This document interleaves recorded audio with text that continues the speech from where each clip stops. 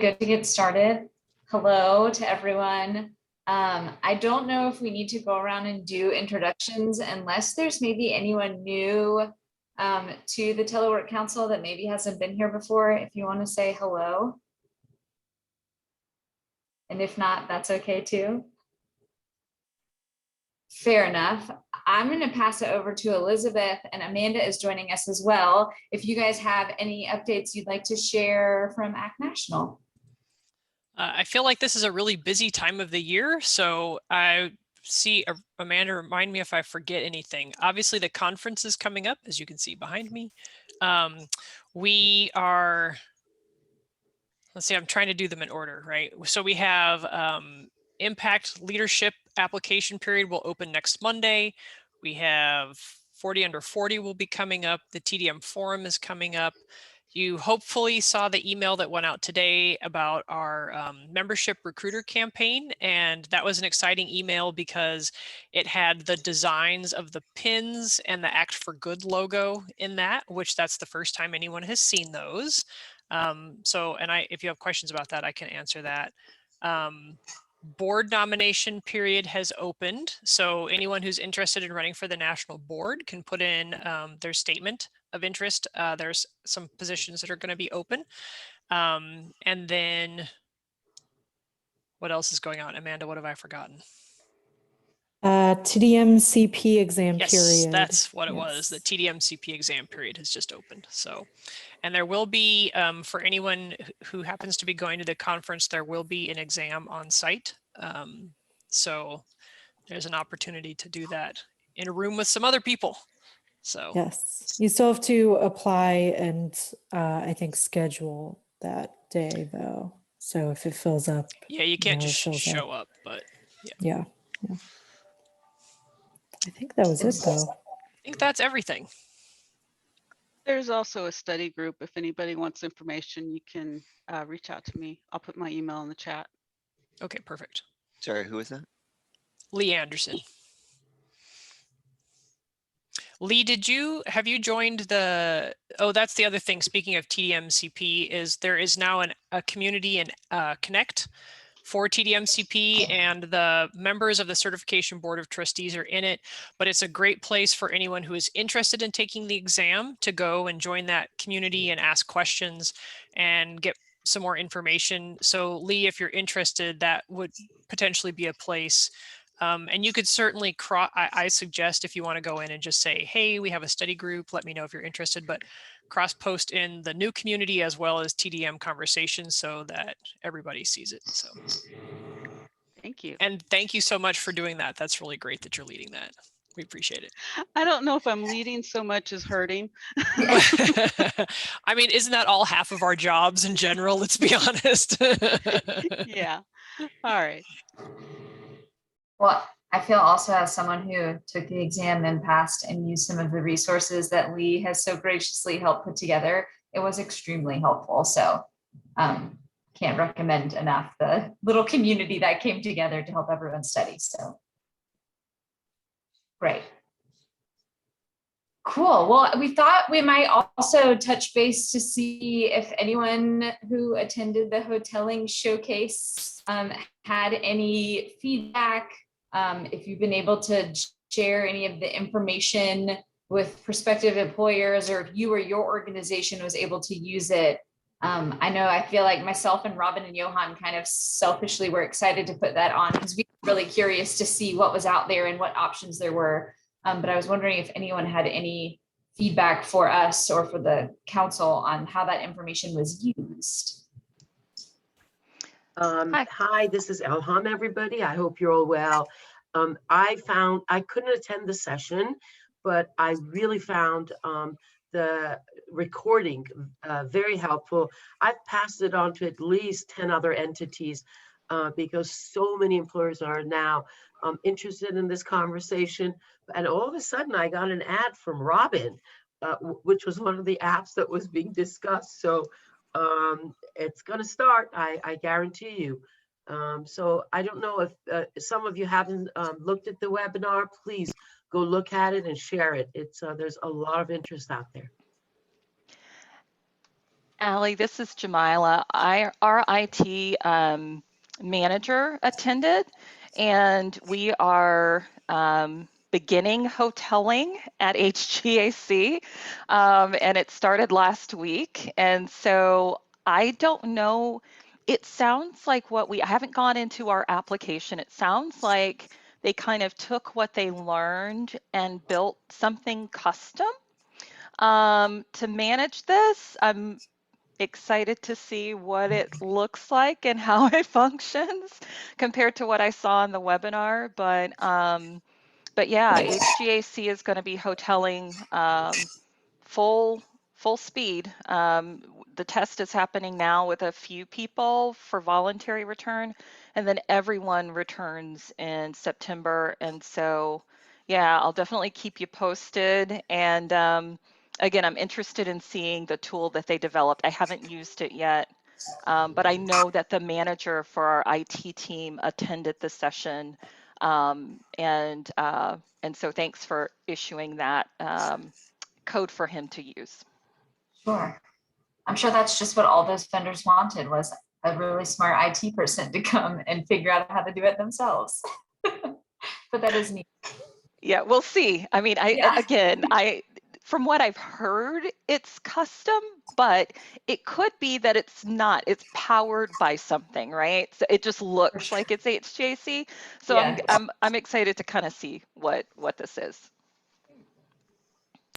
Yeah, I will also share, this is Robin, I will share that one of the employers that I know attended did provide feedback that the session was extremely helpful for them. And I think that they're in the process of looking for some hoteling options and sort of shopping around too. So that was positive. Good. Well, thanks everyone for sharing. Hopefully, if there are future needs, whether it's hoteling software or something else that you guys have interest in or employers are asking questions about, we can obviously be that group to kind of spearhead putting something together. So glad that was helpful for those of you who provided some feedback. Allie, it's Elham. I would love to see them at the next conference on the ground to have some demos, and that might become a new source of income, from vendors for ACT. So something to consider as we plan future conferences. Yeah, Elizabeth, did you end up reaching out to the vendors? I did reach out to all of them, although I did not hear much back from all of them. Okay, well, at least we made sure they know that the opportunity is available. Yep. I mean, we're always happy to have them join and come and, showcase at the conference and stuff like that. So maybe we remember to keep them on the list for future conferences too. And I don't, when travel restrictions aren't a thing and other things that could have played into this year. Yeah, there's a lot of other reasons why. But yep, they're on the list. Cool. Did you want to mention the document that we made off of that session as well? Yes. So as a follow-up to the showcase, Johan and the group at Urban Trans helped put together kind of a one-sheeter for each of the vendors who presented to provide you with some additional information. So if you maybe don't have the time to sit through the hoteling showcase. So I know that we shared that with Amanda and probably want to make sure that it matches how ACT would like it to look. And then we'll be able to put that up on the council resources and share that with you all. And we can put it in Connect too. I did send it over to David's way earlier this week, and he did say it was all set to go. So I'll make a note to upload it to the website after this. That'd be great. Thank you. Yeah, and we'll post on social media as well. Thanks. All right. Next on the list, and I saw she's in here, but she's not on camera. If you guys are staying looped in on ACT Connect, Veronica Jarvis had put out a request for, hey, I would love does anybody know where people are kind of listing what all of these hybrid workplace strategies are that she could point employers to as they're kind of evaluating what their return to their workplace looks like, which then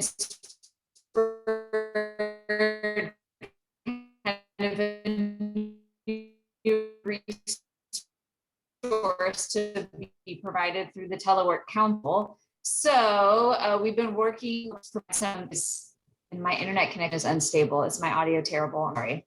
I might turn off my camera for a minute and see if that helps.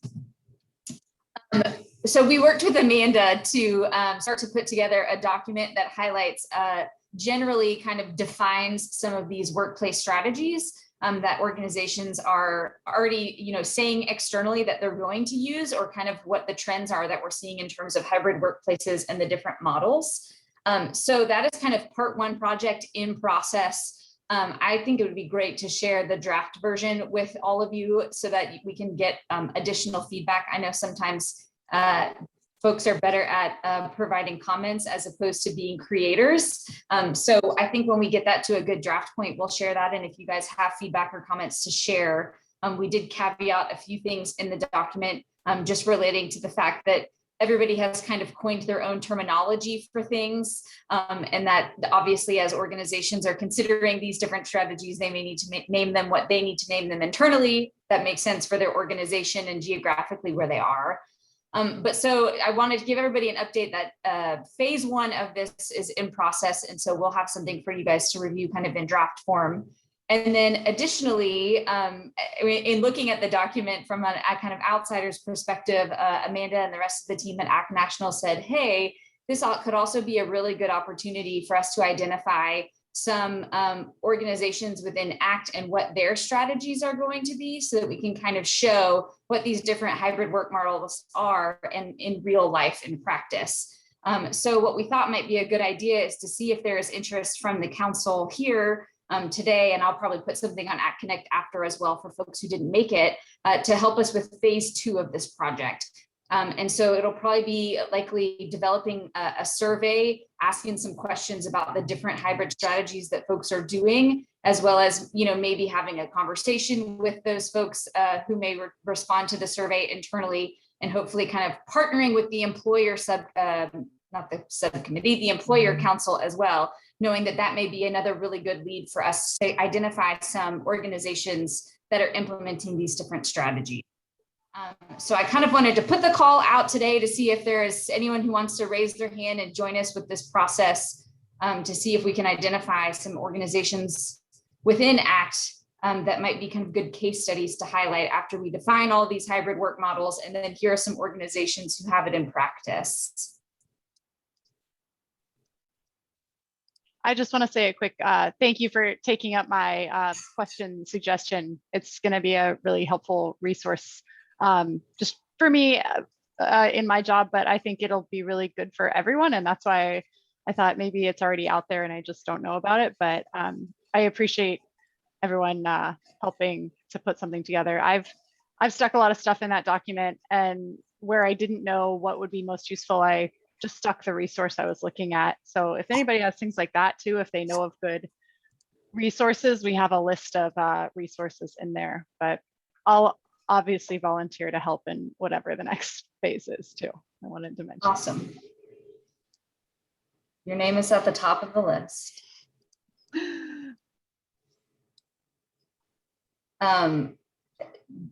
Thank you, Michael. I just saw you guys are posting. I didn't have the chat open. Everybody's posting links and articles and things in the chat, which is great. So Jamila, I'll add you to the list. If anyone else would like to join, definitely shoot me a message. We'll probably, convene a group conversation or two, and then use technology as much as possible to coordinate and share ideas. So it won't be so much of a time commitment, but I think we'll hopefully end up with a really good thing that's helpful for folks. And I think even if you think you have no idea what your organization, or you feel like maybe you can't contribute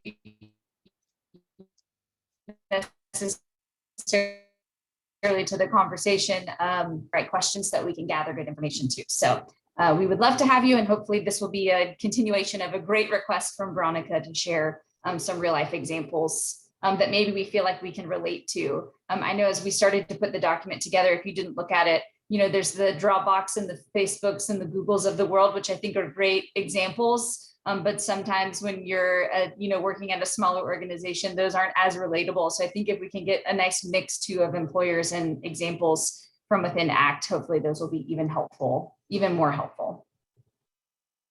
Any questions, thoughts, comments on the hybrid workplace stuff? Fantastic. All right. Well, then the purpose of today's meeting, which I feel like is pretty good, we got through all of that really fast. We had received some requests from you guys to talk through telework fatigue and how to combat fatigue.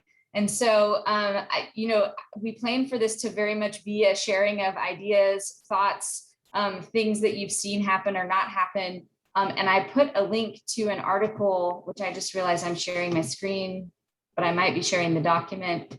I kind of found an interesting article about fatigue and working from home that relates back to 12 potential kind of root causes of what's happening within an organization or for an individual that then causes the fatigue. And so thinking, kind of using that as a starting off point for what are some things that you've seen that research says that people are doing. Are you able to see my screen? Are you still seeing the Word document or are you seeing the article? It's Word you- document. You have the Yeah. agenda up, yeah. The link didn't, it didn't post the link for some reason. Okay, I'll share and then I'll also put the link in the chat. So if it's for you to pull it up on your own screen or if my internet continues to be terrible. So it's an article written by Gleb Sipersky, the CEO of Disaster Avoidance Experts, and he basically uses his own expertise, he says, in social and emotional intelligence. But he lists out these 12 issues that could be causing work from home burnout. And so I think some of them you may or may not agree with. Robin and I have shared a few comments back and forth that we don't agree with maybe everything he's saying, but I think they're a good way to kind of group conversations. So the first one here, deprivation of basic human need for significance and function, basic need for connection, establishing and maintaining trust. But I kind of thought maybe we'd start at the bottom and work our way up.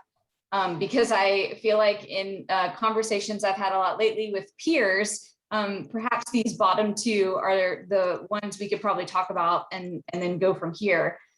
Poor work-life boundaries and poor work from home environments. So I know I can kind of speak to some solutions I found for myself to these two to kind of get us started. I definitely tried the work at the kitchen table because I felt like I needed to be a mom and a parent and an employee, and realized pretty quickly that that was going to be impossible to do long term. And so having that, I think we talk about it, we hear about it, but having that physical separation of where I'm working and where I'm doing everything else in the household has been really helpful for me and was definitely a game changer. I know that's not a solution for everyone, but I feel like I experienced that in real life where the solution was that separate dedicated workspace. Granted, I'm in this guest bedroom that the toilet is on camera 90% of the time, but it's still a better setup for me than it was at the kitchen table. And so I don't know if anyone else had any other good things they've experienced that that others have shared with them. If you guys want to share anything, I'm ready.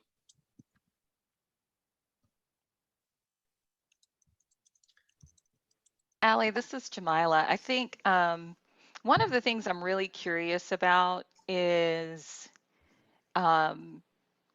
looking at this from a management perspective.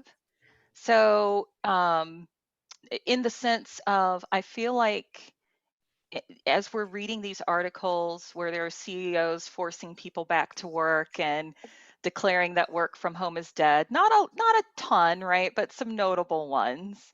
I wonder a little bit if their experiences with some of these things are then bleeding over into their direction for everyone else, if that makes any sense. Like, I hate this, therefore, it must be awful for everyone, and therefore we are all returning. I wonder a little bit about, because in our own organization, most employees are enjoying the experience. Yes, they're having like the item number 12 where everyone's having to figure out the boundaries and what works for them.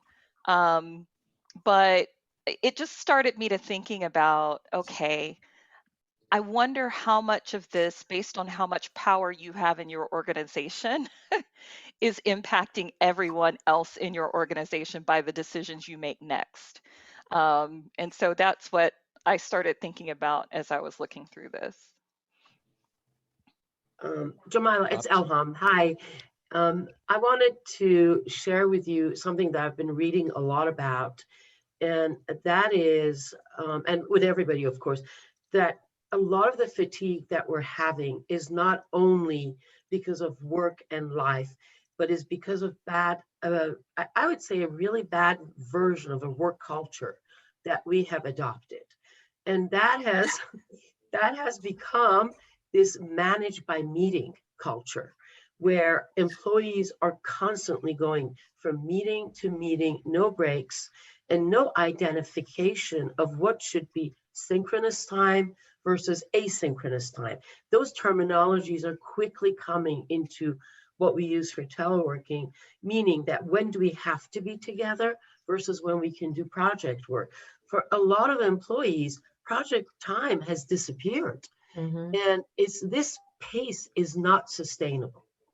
So, and where I'm reading executives come in is that they're the ones who should be making those decisions about cutting this bad habit, and also defining what is the purpose of the meeting and what the outcome should be, versus just asking everyone to attend a meeting to discuss, to hear a PowerPoint and then discuss it. So maybe create information, send it out, then get together for shorter time period to discuss. Also, make sure that we're consciously allowing time for project work. Exactly. So that's all. Yeah, I'm sure Thank others you. can weigh in on that theme. Yeah. I think that's right. I mean, we have to define what work is supposed to look like now, but I'd encourage us to back up just one step though, and understand that the model that we're working under today was never modeled. I mean, it just happened. So we never sat back and said, let's design an infrastructure that supports a distributed workforce. Nobody ever did that. So we've relied on residential connectivities and the tools that people have had on their PCs and so forth to make this work. I think before we get to the point of deciding how we're going to work, we might want to ask ourselves, what's the appropriate infrastructure that we should be building? And that maybe this hybrid approach that we're trying to dance around puts a whole class of workers as kind of the lost segment, the abandoned group that doesn't have good internet connectivity, doesn't have the right work location, doesn't have the family environment to make it work, whatever it is. And so, the dynamic I think that we're called upon is to say, what does that next generation distributed workforce infrastructure need to look like so that we can bring more people into the workforce and give employers access to a broader hiring pool? I think one way to ask that is maybe to survey all employees to get their opinion, kind of to Jamila's point, is instead of having the CEOs purely decide everything for the entire company, to let everyone have a voice in the decision. If I believe I understood you correctly, Jamila. Well, that's an approach that starts from an employer standpoint. I'm suggesting we even back up. For instance, when retailers realized after World War II that the buying public was moving out into the suburbs, they had to build a construct, a shopping experience called the regional mall system to bridge that gap, to shorten the distribution cycle. And I think we're in that same case with labor, where we need to start to really map the labor force and say, where are the knowledge workers located? And much like we build schools or we build grocery stores in our local communities, we should be looking at how do we get high density collective work centers that allow employers to locate their primary facility anywhere in the Metroplex, but to plug into a network of set centers that really deliver the labor market to them. So it's due respect, Mike, I think you're getting off track there. You're talking workforce, but we're talking fatigue. It's two different animals. Well, I would say that the fatigue is a consequence of not having the right infrastructure. Well, the study I've seen and what we've done here in Southern Maryland, a lot of the fatigue are the younger parents with children. You know, we've always taught teleworking is not a daycare. And of course, when the pandemic started, we had no choice because schools were shut down, daycares were shut down, and you had to find that balance. And it's those generation that have children, smaller children, are the ones that we're seeing the most fatigue with, because they are trying to balance both being a parent and also doing their jobs. Myself, my wife, we're empty nesters, you know, so no problem here. But we are. Uh-oh. I think we lost George, but Frozen a little bit. as There an we are. empty nester, I can agree. We have 2 empty rooms. We can have separate, you know, offices or separate, you know, levels of our house we can be on. But I feel for the folks who have 2 small children at their Yeah. house or more, and they're trying to do school and they're trying to do everything else. And, you know, that is definitely causing the fatigue. And I think some of these dictations that have come from the very higher up, the CEOs, are being backtracked because employers have more power now than they've had in a very long time, or employees have more power now than they've had in a very long time. Amazon even backtracked. That's huge because of the brain drain they were going to have. So yeah, I do think the employers and the employees, they have a battle that they're going to do, but focusing on fatigue and how the people who are teleworking, how do we keep them from not ending the day with eye strain that's causing a headache and that sort of Correct. thing. And we in Maryland here, you know, could y'all hear me now? Commuter MDOT MTA, they put out every day, and we share it on our Facebook through the Tri-County Council, my personal Facebook. But we do a daily telework tip of the day, and I share that with Allie. I mean, she might have the samples of it, but we do it every day since last March, right down to how to eat properly when you're teleworking at your desk, getting up, standing, exercising, take a break, take a walk. What's your office workspace should look like, and know when to turn off, to shut down. You know, I preach that you work the same hours you work when you would in the office. You know, you start and you end time. And, you know, we're getting, sometimes it seems like we're working a little bit harder because we're not traveling. And we're not heading driving to meetings. And the Pinky, you know, takes me 2 hours to get to DC for a meeting. You know, so I'm killing time. So I'm not, my fatigue's traffic. And now it's like, you know, really it's a balance. It's easy if we educate. And that's what we're trying to do here at MDOT. Yeah, I preach a physical separation. You do your work in one part of the house and don't allow yourself to do it while you're sitting on the couch with the family or watching a movie or anything. Your work is in a one distinct part of the house, and you telework to that, or you commute to that part of the house, and that's where you work. And when you're away from that part of the house, even if it's just a chair at the dining room table, if that's all you have, but don't allow yourself to be sucked into checking your email every 15 minutes or 5 minutes when you're not supposed to be working. Correct. I have a quick question. So with the, has anyone else had experiences with people who were hired during the pandemic? So they were onboarded virtually, they've only interacted virtually. And so we've had that happen with HGAC. And one thing I thought was really interesting is that some of our new hires are kind of anxious to get to the office, if that makes any sense. And it has me kind of thinking about, you know, what kinds of needs or what sorts of, you know, where's the gap for a new hire? What are the kinds of things that maybe they feel like they miss from the in-person? And are there organizations that have done virtual, there are organizations that are completely virtual, so they've probably done a better job maybe of addressing some of those things. But I've noticed that with some of our new hires that were hired and have just been virtual, that now that the opportunity is available to get to the office, they are like raring to go. And in particular, these are new hires that are also new to the city. So it's not just new hires that are new to our organization. They like flew in, they moved, they're in a new office. And I just wonder about that magnified disconnect that they might be feeling, and wondered if anyone else has noticed a similar trend.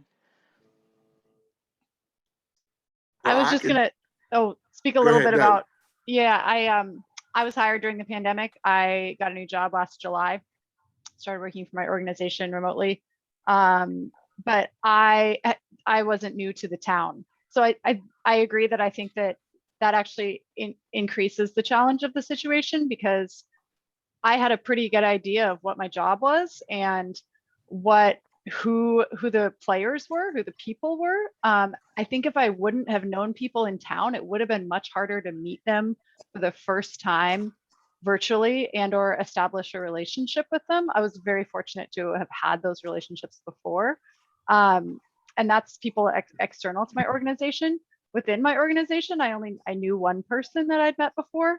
But I think what I struggle with probably the most is knowing what the heck my coworkers do, and just knowing like what they're even working on and what they have worked on in the past, so I know their expertise and what I could ask them. I feel like now I've maybe tended to do a lot more things myself that might take me longer than asking someone else. But I don't know that that person has a faster way. So I would say not knowing what your coworkers do is a big challenge. And I've really, just due to my personality, I've really sought out, I've caught up with a lot of coworkers for walks, like, when during the thick of the pandemic, we would do socially distant walks, things like that, just so I could at least get to know them.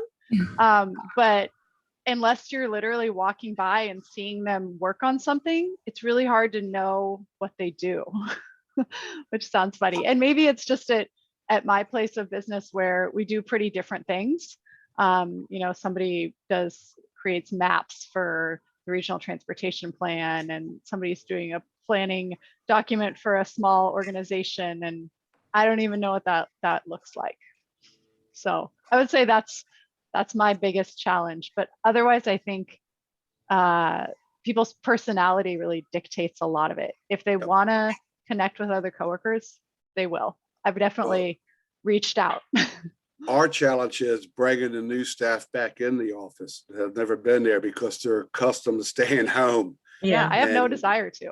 Yeah, and that's the challenge, is bringing them in. You can meet people online nowadays, social media, that's got all that covered. And but we're already starting to experience that because we're going to do a slow roll.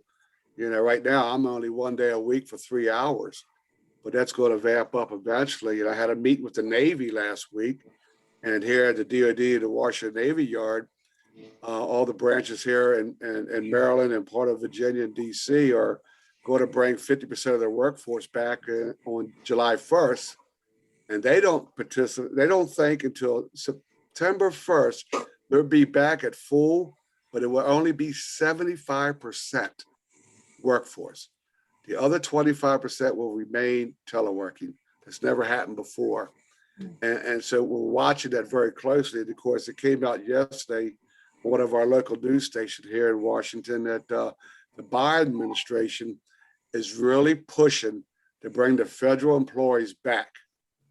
So we're really watching that. I think Lee and we all had meetings yesterday with our chapter about this. And we don't know what that's going to look like because they were talking September 1st. But now it may be sooner. And of course, Governor Hogan here in Maryland has lifted the emergency mandate effective July 1st. That's going to bring all those departments back who thought they weren't coming back until September. It's going to be interesting to see what's going to happen right now. I'll say right now, it's what are we watching? and who do we need to watch? Myself, we follow the state government, but nobody's talking about us coming back in the office yet. I think there, George, you're covering two different issues. I think the first one was addressing Jamila's question, which is what are new people missing? And from, where I sit, where I do a lot of focus groups with employees, with managers, I think one of the most important issues that has come up is an access to culture. And that's what people are hungry for. They really don't know much about the organization because, again, during the pandemic, we didn't push out the culture, right? Because it was all a knee-jerk reaction. So I think that's going to be something that everybody needs to plan on. And then, George, to the second aspect, I mean, of your discussion, which is, this push and pull. I truly believe there is going to be a tug of war between what employers want and what employees want. And yes, employees, I do believe, are in the best position we've ever been to ask for flexibility. 41% of the labor force is thinking about changing jobs right now. Absolutely. Yes. And that trend already started in April. So yes, they do have a lot of strength in dictating that, but some of the executives are, yes, they're not ready. So I'm even counting small victories. So when you look at something like the Navy, where, it wasn't that prevalent. So even 1 day a week compared to 0 before is a huge step. Sure. And you're talking 25% of the workforce. Exactly. Telework. So, there will be this tug of war because employees can make other choices. Right. To other geographies. So, hey, it's not bad. Yeah. No, and to touch on that, our IT department that we sub out at the council, 16 employees, they were told to come back to work 2 weeks ago in their office, and 12 of them quit. There you go. Wow. And they got jobs that they could continue to work from home and do their support and travel when they need to. And now we're dealing with really a great company that provided great service to really poor service right now. And I want to just to reiterate what Elham said.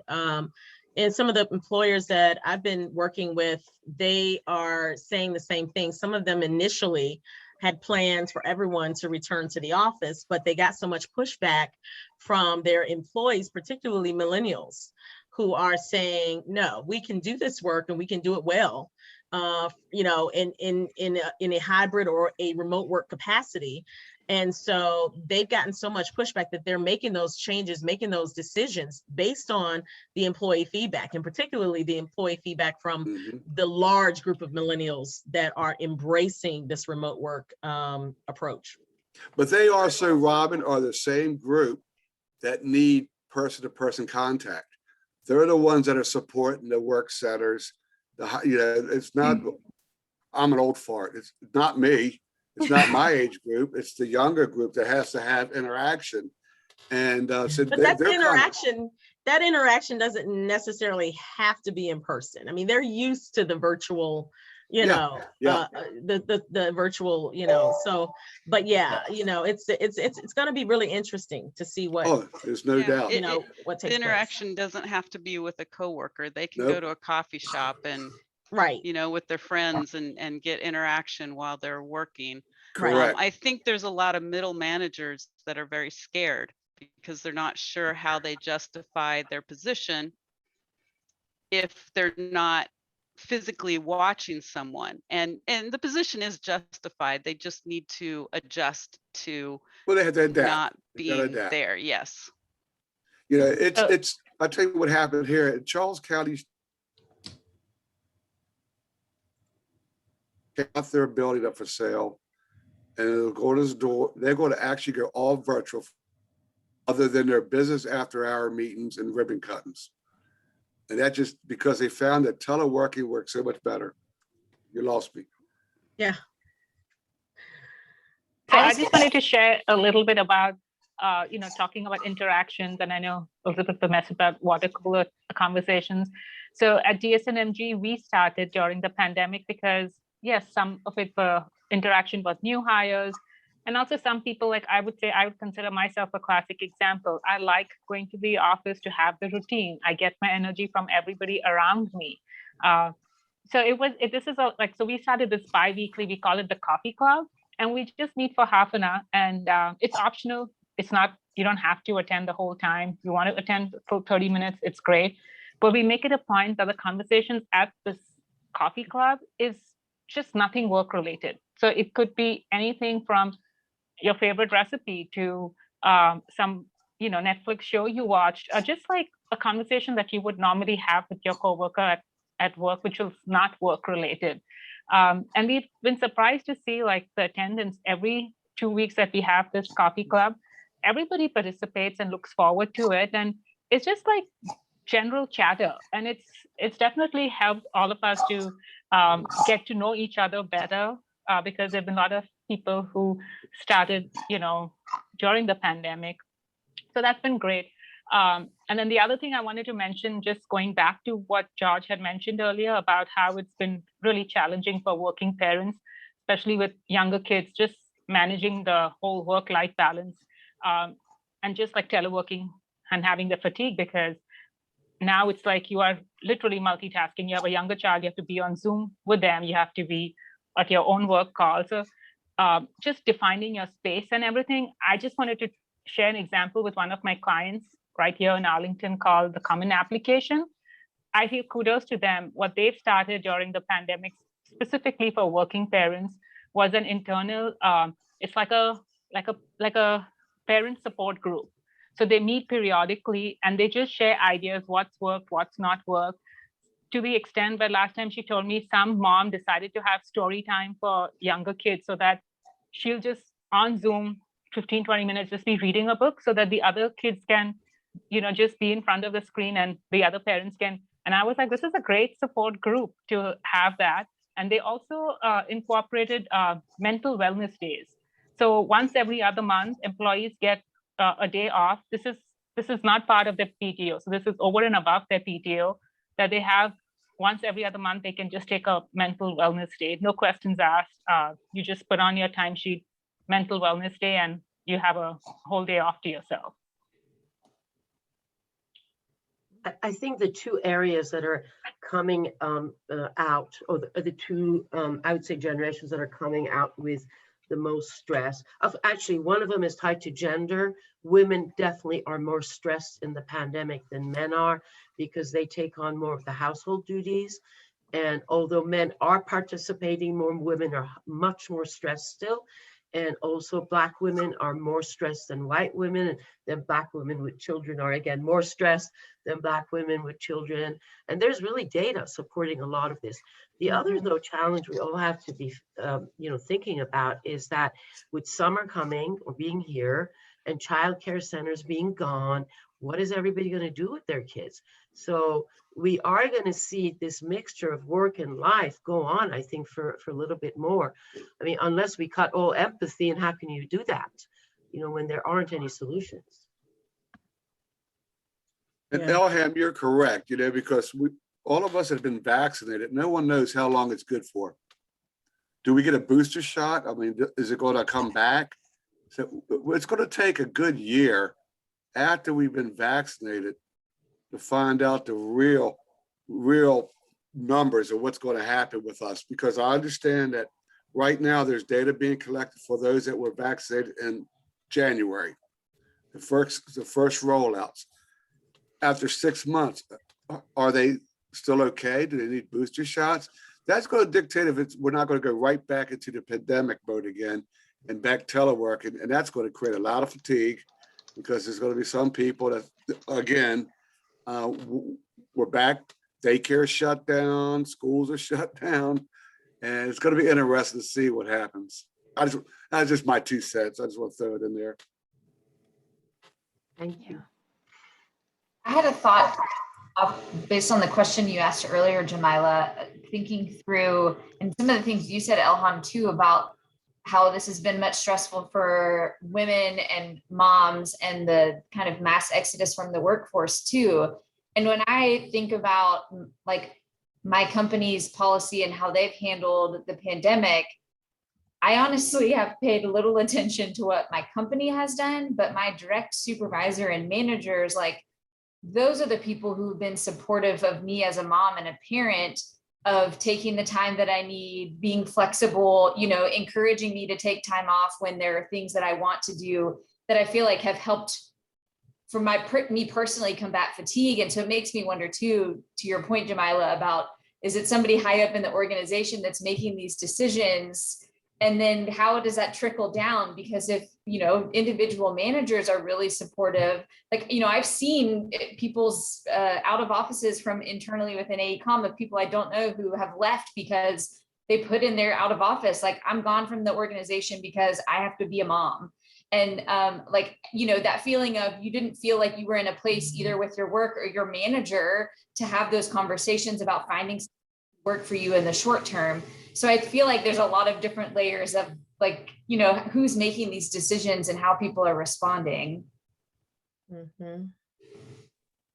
Yeah, I think I think there are going to be some interesting questions as we start our hybrid situation, at least some that we've started. I know I've started thinking about it as a manager, and I'm really curious as to if other managers are thinking about this. And that's when, so, during the pandemic, children are embraced. They're on screen, they're around your leg, they're on your head, and everyone's okay, right? So everyone understands this is crazy and it's going to happen.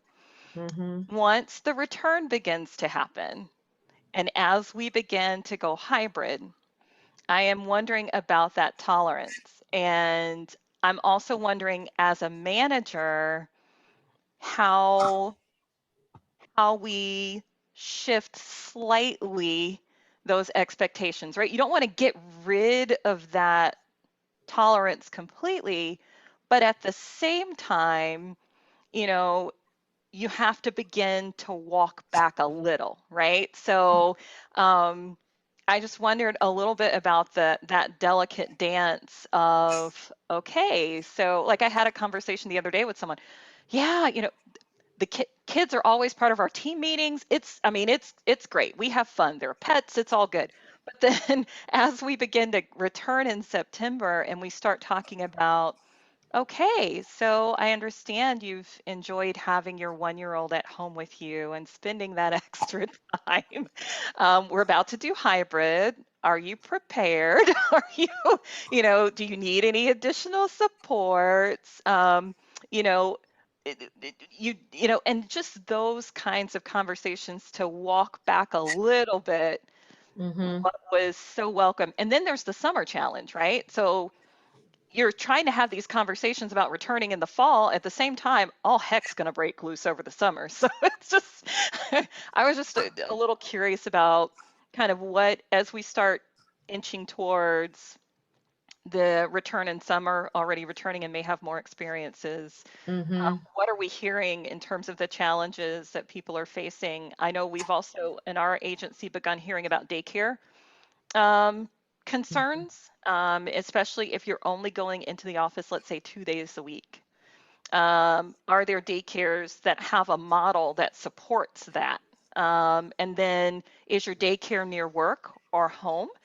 If you have an extra long commute, do you split the like, do you just find one in the middle? It becomes interesting. So anyway, I just wanted to, these are some of the things that are coming up now. Yeah, you're right, Jamala. And you as a parent, are you comfortable with that daycare now? Yeah, and I can't help. I have to, you brought up literally like everything that has happened to me in the past year. And then, in our area, I mentioned in the chat, there's a shortage of childcare. Several of them closed during the pandemic. And then, so the ones that there are still exist are super competitive to get into. Mm-hmm. And so I paid for daycare for 2 months that my daycare was closed. I was paying thousands of dollars for no service. It's a very frustrating time, but I wouldn't lose that spot for like $1 million because I couldn't get it back. And then I'd be out of luck for years. And then like maybe I could cobble together like a nanny, but it's like, it's literally the most stressful thing as a parent to just try and do your job and have your kid taken care of. And you were mentioning like if I've worked a weird schedule for years because my parents helped me out with childcare to some degree. And so I wanted a few days a week at daycare. That's extra hard to find. Like most of them offer full-time or nothing. And if you're trying to save money on childcare, like that's not a great option, especially, you know, if you are just going into the office a couple of days a week. And so the options I would just in my personal area, the options are not there yet. I hope they come, but it's a major burden and hurdle for working parents. And I would say I just truthfully, I probably worry about this a lot more than my husband does. So probably working moms is where the struggle is. But I'm really hoping things change a little. But I absolutely respect and appreciate that you're thinking about how to accommodate parents into the hybrid workplace. And I hope that there's more acceptance of just the flexible schedules of needing to pick up your kids at weird times. And, you know, before I would be embarrassed about that and be like, oh my gosh, I'm so sorry, I have to leave and get my kid. The school's on a half day this day and the childcare doesn't accommodate that. So you feel really guilty, but you know, you shouldn't. Well, and I think, yeah, no, I think you're absolutely right. I think that there is going to have to be there's going to have to be, you know, some changes really in this whole, in the whole childcare and how the daycares and everyone really handles those situations. You know, we talked about pre-pandemic, our telework policies were so strict and stringent that every one of them will say, you know, telework is not a substitute for child or adult care. And those types of things were there and written as policies. And now that we're post this pandemic and getting there and trying to figure out what is this new model going to look like, you know, I think we're going to have to really make some thoughts about how this makes sense right now, especially in light of the situation with childcare and what we have going on and how, you know, how much is available, you know. I don't think we can go back to those types of policies as you're saying, Jamila. I agree with you. I think it's going to be different. And I think we're going to have to figure out how that makes sense and what managers are comfortable with. Yeah, I wonder if Phil, I wonder if the hybrid model that people are talking, yes, I'm interested in, and then they actually do it, they're going to find it becomes even more difficult to balance, or rather come back full-time to telework. By talking to my son who's got a newborn, and they were talking about the same sort of thing about signing him up months before he has to go to daycare, and then finding out, you know, if he they can't save money because if you only go 3 days a week, you're still paying for 5, and just the same sort of thing. So I kind of wonder how many people will start with that hybrid model and going, this just doesn't work. I have to go back home. Yeah. Then even some schools are doing different schedules. They have a morning class and then they have an afternoon class. And, you know, will daycares accommodate to that? You know, parents are, you know, they should still be able to telework. So it's because in my mind, I'm thinking, oh, well, school's going to open back up and kids are going to go back to school. So it's easier to telework, but we don't know what the school systems are going to do when they open back up. And so it's a very, very difficult situation to think about, but definitely getting rid of those strict telework policies is highly recommended to bridge some of the gaps. Just to go back on some of the other topics about the fatigue. What we've done is we've made days where we say every Wednesday I'm completely off limits for any meetings. You know, I'll only have it, you know, you set one day where you have no meetings, you can focus on just work, you can catch up on your to-do list. Phone calls, probably a different scenario, but, you know, setting up meetings, our boss told us, you know, if you take time for yourself, if you have a heavy workload, you know, make sure you don't schedule anything on one day, at least one day a week, or, you know, it can be random, but just pick a day where you don't have to do any meetings and you can just get stuff done, and setting that boundary so you can still work. Myself, I don't have any kids, but I do have roommates who are unemployed. So in that, you know, people coming in and out of the house, I work in my living room, but I mean, I love telework. I hate traffic. So I will be here every day, but there will be days where I will have to go into the workplace, into the office. So what I always recommend, because I've done some presentations on hybrid working environments, and the biggest thing that the number one concern is company culture and being able to bridge that gap between who's in the office and who's remote working. And I always, you know, and I recommend, you know, doing things where, you know, people can engage in a meeting, doing around the table questions, you know, starting with icebreakers during the meeting so people can get to know each other.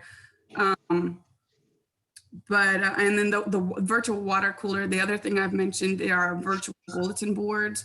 So that way, those who telework more than they're in the office, having a remote place where you have everything posted about the company. You have, you know, you can do groups, or, you know, you can, where you have your newsletters, where you have all the contact information, just somewhere where somebody can go in and say, hey, I want to be a part of the bike club, right? But I'm a teleworker, but I still want to compete with the rest of the group. Just finding innovative ways to bring the, you know, your company together virtually.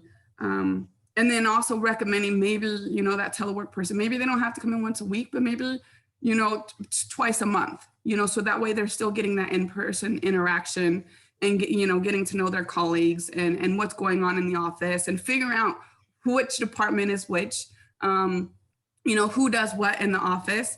I've always said, don't be afraid to ask questions. I'm definitely a person who asks a lot of questions. So if I don't know something, I just ask my supervisor, who is the best person I can go to, you know, because I want to do the best that I can do on this project or on this assignment. So who should I go to? But yeah, it's just, it's definitely a touchy subject with some supervisors and some managers, because they're like, I just want everybody here and work. And then you can't right now. We're just, yeah, there's a lot of people vaccinated. Yes, we don't know what's going to go on, but really we're not in a position to really know what we're going to do. But, you know, telling your supervisors and your managers, I'm willing to work with you, you know, let's just figure this out together. And yeah, do those surveys, do those, take a poll. You know, being a manager and a supervisor is not easy already. But, you know, just trying to figure out what's best in your company is the easiest way, what I recommend. Yeah, Claudia, you're right. It's great when we talk about our own individual companies. And myself, I'm also an employer outreach specialist. You know, we've really got to work with the managers. Mm-hmm. All of us that work with employers have the same problem, even we do at the council. There's a few individuals that need to be back in the office. They can't manage themselves. And you know, they're not telework worthy. And that's where we need to work with the managers. How do they balance that? Because, you know, you're going to have that problem of resistance. Well, they're allowed telework, but I'm not. And trying to figure out how we get out there when we work with employers, I don't have a suggestion. If anybody's got something, throw it my way, email me. But I've already ran into this a couple of times with some employers that when we start rolling back, there's some that they do not want to give the telework option to because the performance wasn't there. And then try to fire somebody during this pandemic was pretty much impossible. I think, Ilham, you agree with me with that, right? With the industry. Hey, I hate to do this, George, but it's 3 o'clock, and I think in the interest of everyone's time, I'd like to cut it off. However, we can definitely continue the conversation and to Act Connect. The agenda, we do have a hybrid roundtable that we're trying to plan for late in July, kind of a pre-conference event where we're going to have some employers who are implementing hybrid, as well as representation from TMAs who are working with employers who are implementing hybrid programs. So more to come on that. And then hopefully those of you who can make it, we'll see you for our telework meeting at the international conference. Thanks for such a great conversation today. And hopefully we'll get all the notes collected as well and share those, because I know there's a few people that couldn't make it today that wanted to hear the conversation. So thanks everybody for contributing. Appreciate you all. Thanks.